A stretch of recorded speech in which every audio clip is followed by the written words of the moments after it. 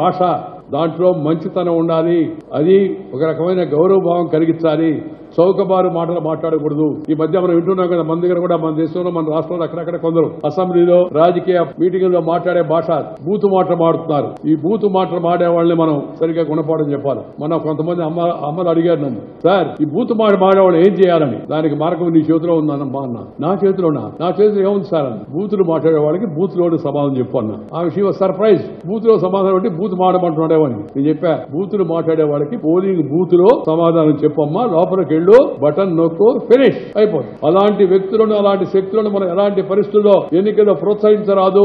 అవినీతికి, అక్రమాలకు, అత్యాచారాలకు, తప్పుడు పదజాలానికి పాల్పడే నాయకులను గుర్తుంచుకొని ఎన్నికల్లో ఓడించాల్సిన అవసరం ఉంది. దానితో పాటు మనందరం కూడా టెక్నాలజీ నాలెడ్జ్ పెంచుకోవాలి. Do not forget the culture, but at the same time pick up the new science, new technology. Mother land అంటాం, ఫాదర్స్ ల్యాండ్ అనం. That is the greatness of India. That is how we give importance to our women in the country.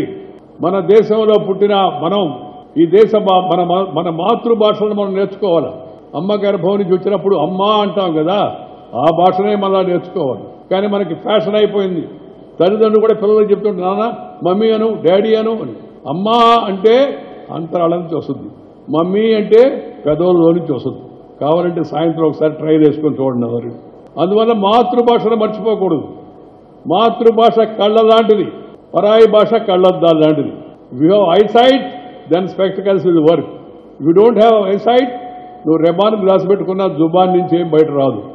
ఈ విషయాన్ని అందరూ పిల్లలందరూ గుర్తుపెట్టుకొని ఇంటిలో, వీధిలో, గుడిలో, బడిలో అమ్మ ఒడిలో నుంచి వచ్చిన భాష అవుతుందో ఆ భాషలో మాట్లాడడం నేర్చుకోవాలి, అలవాటు చేసుకోవాలి. ఇది అత్యవసరాన్ని మీ అందరికీ కూడా నేను మనం చేస్తా ఉన్నాను.